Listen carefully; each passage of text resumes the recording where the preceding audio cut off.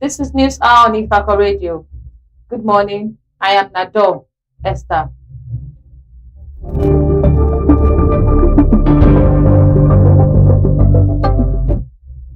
The headlines: Respected woman, Trump hails Remi Tinubu as US prayer breakfast. Electoral Act, opposition pushes back as e-transmission faces firestorm.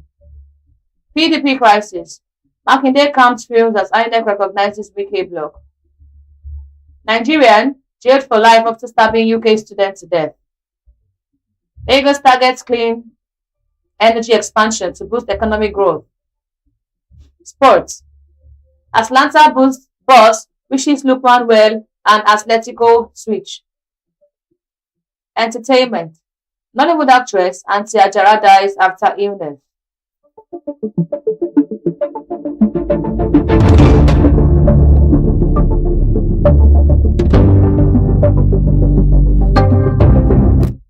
The news in full.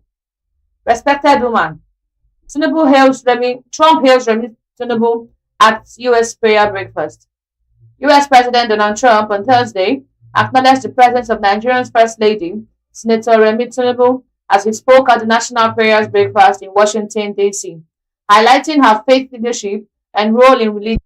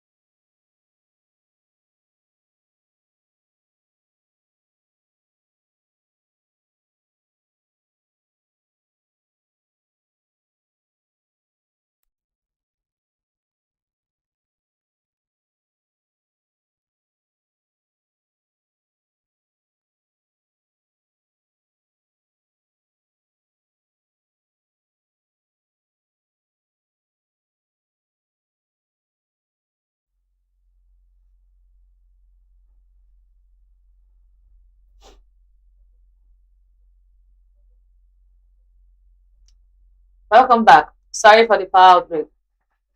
Respected woman, Tinubu Trump hails Remi Tinubu at US prayer breakfast. US President Donald Trump on Thursday acknowledged the presence of Nigerian First Lady, Senator Remi Tinubu, as he spoke at the National Prayer Breakfast in Washington, D.C., highlighting her faith leadership and role in religious life. The annual event, attended by members of the US Congress, religious leaders, and international guests, featured Trump recognizing Tinubu in the audience as he addressed attendees on matters of faith and global religious freedom. We're honored to be joined today by the First Lady of Nigeria, who also happens to serve as a Christian pastor at the largest church in Nigeria. A very respected woman. First Lady, please, where are you? Thank you very much. It's a great honor. Thank you very much. Very respected person, too. Thank you, Trump said as he looked into the crowd. Mrs. Tinubu is an ordained pastor of the Redeemed Christian Church of God, the ministry founded by Pastor Enoch Adeboye, which is among Nigeria's largest and most influential Pentecostal denominations.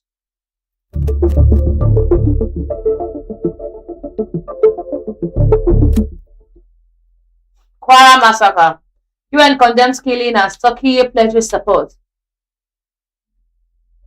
President Bola Tinubu on Thursday held an emergency security meeting with the Kwara State Governor, Abdulrahman Abdulrazak, as national and international outrage mounted over the massacre of residents in Kaima local government area of the state.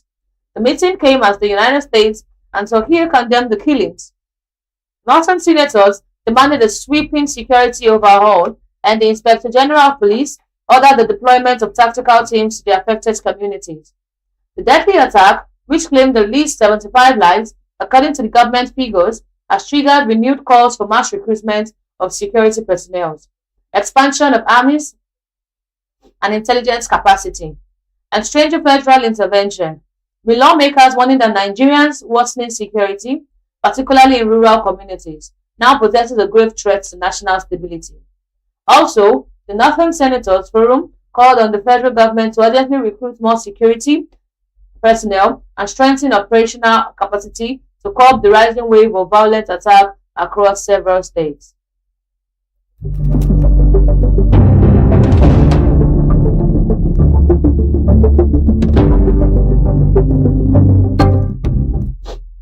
Electoral Act. Opposition pushes back as e-transmission faces firestorm.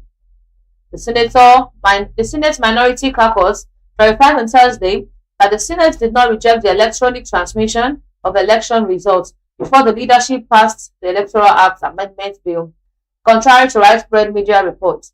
The clarification came barely 24 hours after the upper chamber came under fire on Wednesday, following reports that lawmakers rejected proposal for the electronic transmission of election results and the 10-year ban on vote buyers and other electoral offenders. Shortly after the report went viral, Senate President Godswill Akpabio dismissed the claims as misleading. Akpabio also maintained that lawmakers retained electronic transmission as provided under the 2022 Electoral Act, a distinction he said was necessary to avoid legal and operational ambiguities. Speaking to journalists on Thursday, former Senate Minority Leader Senator Enyinnaya Abaribe said the caucus was compelled to address what he described as a widespread misunderstanding of proceedings at Wednesday plenary. Since yesterday, Wednesday, the media has been awash with reports suggesting that the Senate rejected electronic transmission of election results. That is not correct, Abaribe said. To put the record straight, the Senate did not, I repeat, did not reject electronic transmission of results as provided for in the 2022 Electoral Act.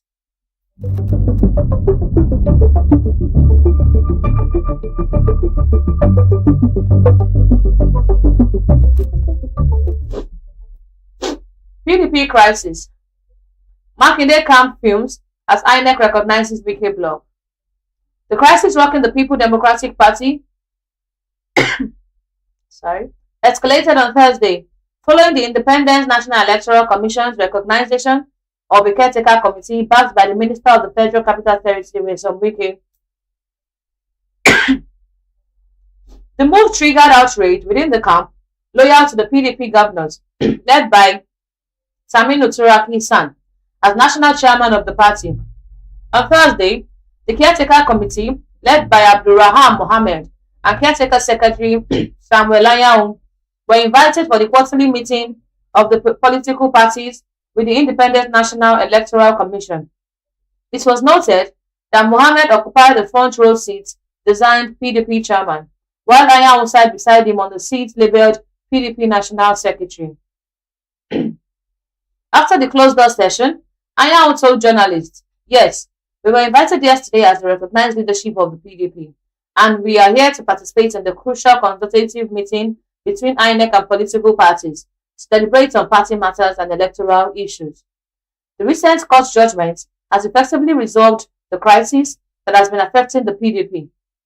The party's leadership remained intact under Abdulrahman Mohammed and me, and we are fully prepared to reposition the party ahead of future elections.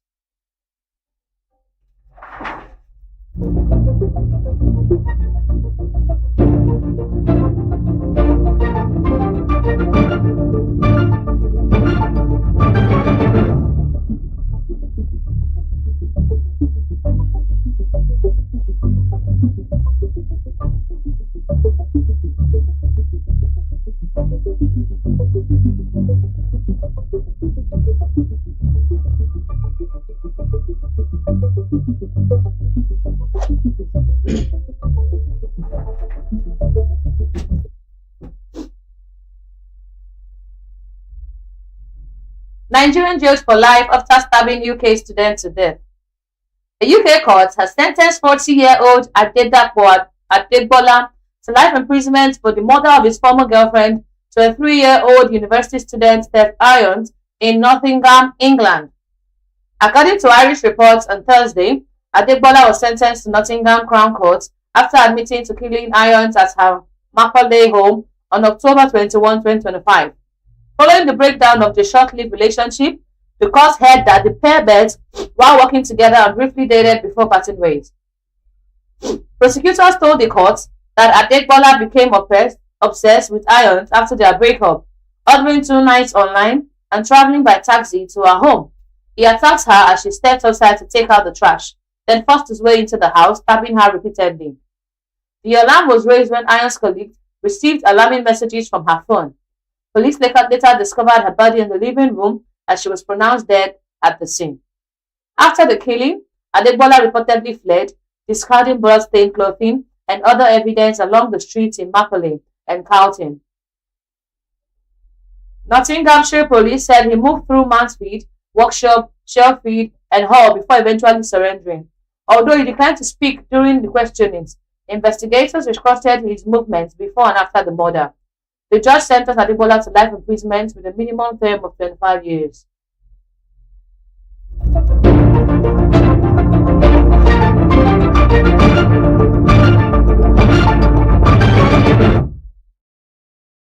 Police probe documentary on Nigerian accused of posing as Dubai hair. The Nigerian Police Force National Cybercrime Center has commenced an analysis of a documentary detailing allegations that the Nigerian socialites posed as the crown prince of Dubai to defraud the foreign citizen of millions of dollars. The Commissioner of Police in charge of the NPF National Cybercrime Center CP, Uche Ifeanyi, disclosed this on Thursday during a press briefing, saying the police were already reviewing information circulating in the media on the case.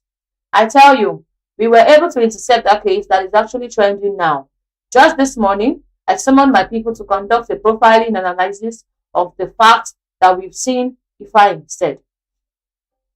He noted that the police had yet to be formally contacted by the YouTuber or documentary producer behind the report, adding that investigators were relying on publicly available information while analysis continued.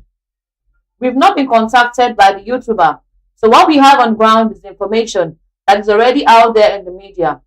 We are analyzing this and we're going to do justice to it, he said. The Cybercrime Board stressed that the police would treat the matter with utmost seriousness, regardless of whether it originated from social media reports, formal petition, or intelligence from digital content creators. It's a very serious issue, and the Nigerian police force cannot sweep it under the carpet. Whether it's coming from a YouTuber or a petition, it's a complaint and we're going to treat it seriously, he added.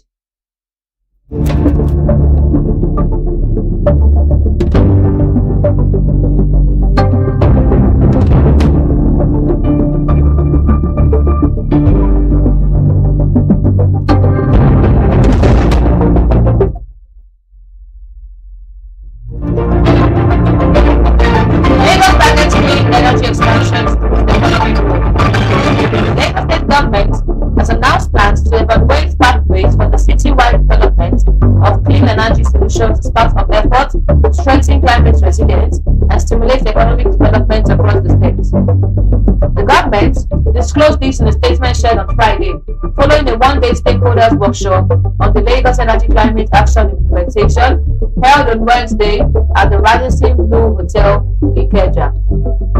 Speaking at the workshop, the Permanent Secretary, Office of Environmental Services, Mr. Gaji Omobolaji, said Lagos was exploring scalable clean energy options that would support its climate commitments while addressing energy needs, particularly within the informal sector and small and medium enterprises (SMEs).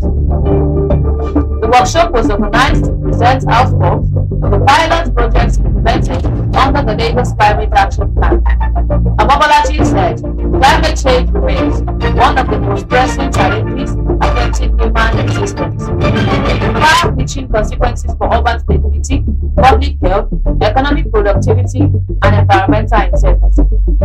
Represented by the Director of Climate Change and Environmental Planning, Mr. Michael Bankole, the Permanent Secretary, stressed that for a rapidly expanding megacity like Lagos, unlocking clean energy potential, particularly within the informal and small and medium-scale enterprise sector, was no larger option. For a city as dynamic, complex, and fast-growing as Lagos, unlocking clean energy potential in the informal and SME sector is not optional, it is essential, he said.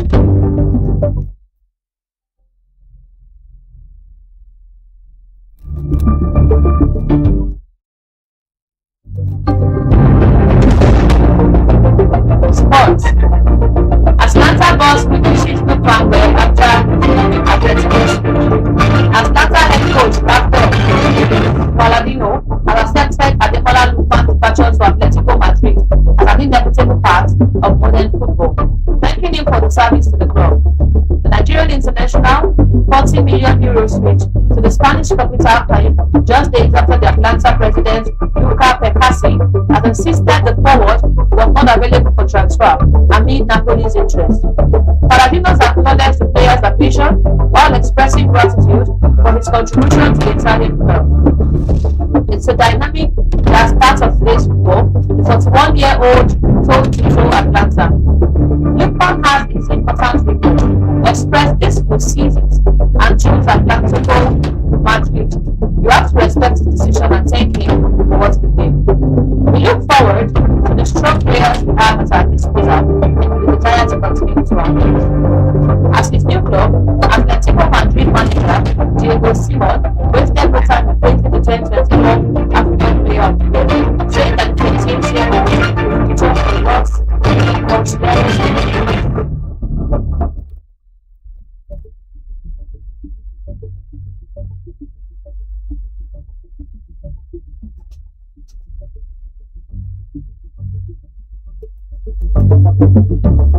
Entertainment.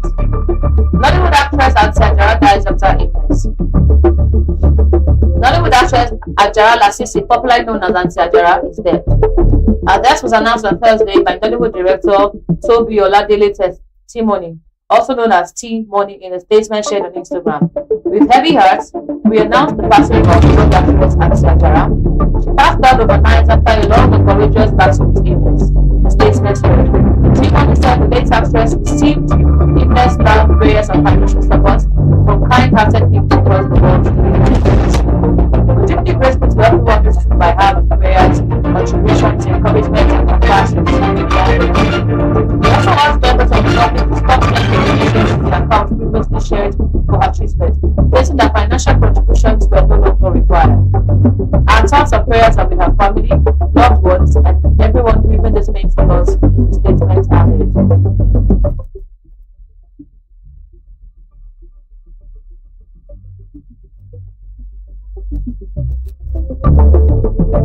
I claim to be 22 for 3 years, says Yemi Alade.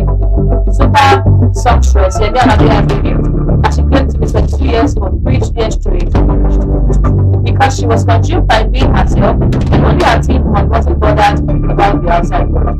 She revealed that upon sauntering into the music world, she soon found out that her colleagues doesn't seem to be friendly and she decided to be herself and focus on her music. She admitted that she was so consumed in the music career that she believed her lifetime was far away and she was quick to tell everyone she was 22 when she left. Also, Alade stressed that she doesn't attend events or parties where she might because she doesn't have to. Some stress also about the secret addiction she experienced during her university days. She shared that she decided to quit after realizing the habit was negatively impacting her health and vocal performance.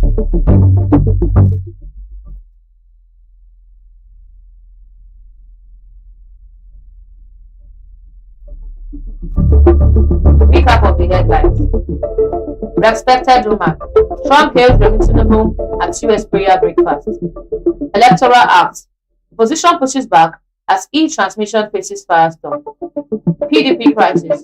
Makinde camp as INEC recognizes behavior. Nigeria jailed for life after stabbing UK students. Lagos targets clean energy expansion to boost economy. Sports.